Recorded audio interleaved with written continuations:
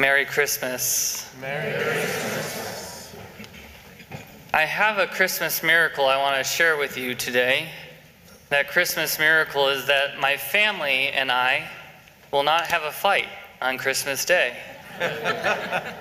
It is a miracle. But it's part of a miracle, not really, because my family lives in Nebraska. So I won't see them, so there won't be any fights. But in all reality, there have been fights within my family. Feuds that have occurred, not only within my immediate family, but with others, aunts and uncles, and division has occurred in our family. And it's interesting, as it's like, well, isn't the Christmas season time for family and peace? Realizing that for some, it's not possible. But at the same time, I think it's more reason to celebrate this day, because the Son of God comes and pierces through our brokenness. He pierces through maybe our hardness of hearts.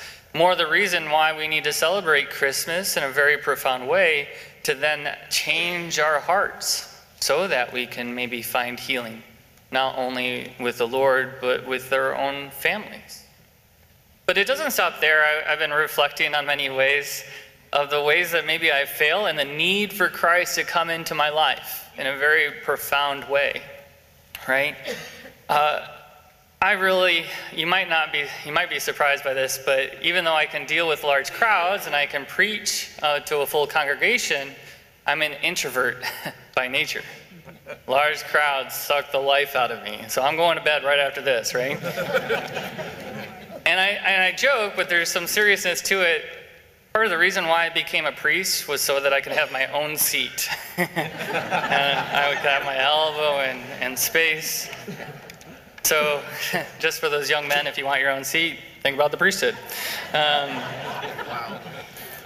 Just this past Friday, of course, leading up to Christmas, I have a priest friend, Father Chris. He invited me. He's like, hey, you want to go for a walk? I'm like, yeah. He's like, well, the weather was kind of not good outside. He's like, hey, let's just walk the mall. I'm like, okay, we're like some old couple. We'll walk the mall. And it was insanely busy. There was a lot of people. It was after school. You had also the kids there, but you had all the people shopping for last-minute gifts. And music was going, and people were joyous, and there was excitement, but I couldn't wait to leave. All of a sudden, I started reflecting that it's like, man, I'm kind of like the Grinch, right? Don't want to deal with these people, don't want to deal with their joy, I just want to be by myself. But there's that reality of, again, maybe where Christ needs to pierce through.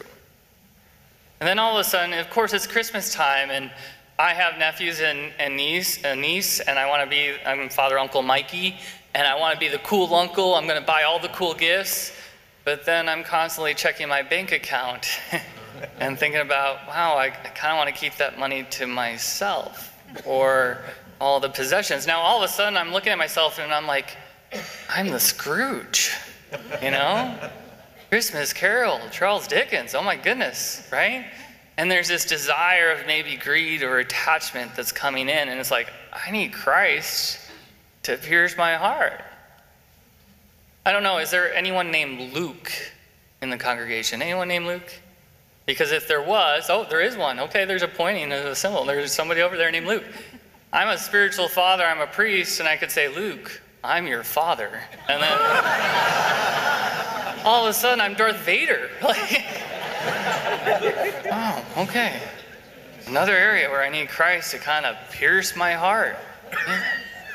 But isn't that beautiful? God, knowing our brokenness, our sinfulness, whatever it may be, maybe you can name them. I know I was using secular examples, movies and things like that, but the secular movies and the shows, Christmas shows and writers, what they used was a Christian story.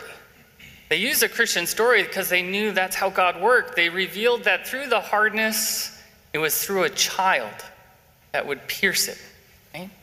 So you have like Cindy Lou in The Grinch, and you have Tiny Tim in The Christmas Carol. You have Luke, his own son, to turn Darth Vader. Well, then what do we have? Maybe to turn away from maybe our anger, our wrath, our attachments, our disconnection from people is Jesus Christ himself. God, knowing that maybe in our brokenness we needed someone Someone to come into our lives, not in condemnation, not in judgment, but one that would draw us into himself. Isn't that the beautiful gift of an infant? When an infant is born and the infant is brought into a room, what do everyone want to do? They want to hold the baby, want to be drawn in. And so Christ comes in not, again, in intimidation, but in like an invitation of great love. That's the beautiful gift of our faith that we celebrate today, that Christ, the Son of God, comes into our life. Even knowing our brokenness, even knowing our sadness, he comes in humility so that we may be able to hold him. As a priest, I've had many opportunities to offer the sacrament of marriage. What a beautiful gift it is. And a lot of them are my good friends. And to be able to see not only a man and a woman choose each other to become husband and wife, they kind of come in this understanding that their life is no longer their own, and it's for the sake of the other.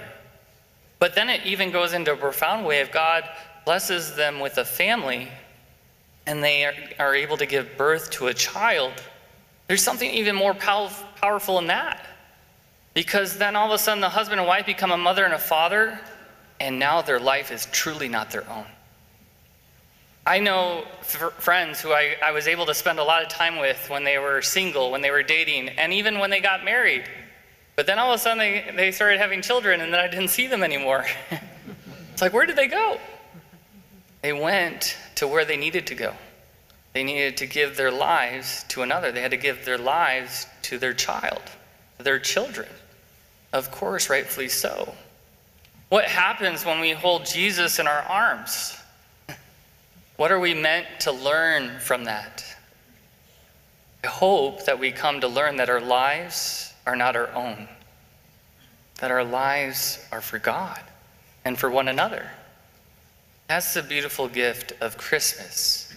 Not only that the Lord invites us into this love that he offers us freely, but then he changes our direction from our selfishness, which I think I've proven that I'm the Grinch, I'm the Scrooge, to something even greater, to something self-sacrificial. And that's the hope that we come to receive this Christmas day. We want to invite the Lord into our hearts where we might have maybe pushed not only him but others away, that we can allow Christ to come into our hearts, transform our hearts, and live not only for God but for others. May we ask the Lord for that grace this Christmas day. What a beautiful gift to ask the Lord, Lord, I desire you in my heart and in my life so that I can live for you and for others. Amen? Amen.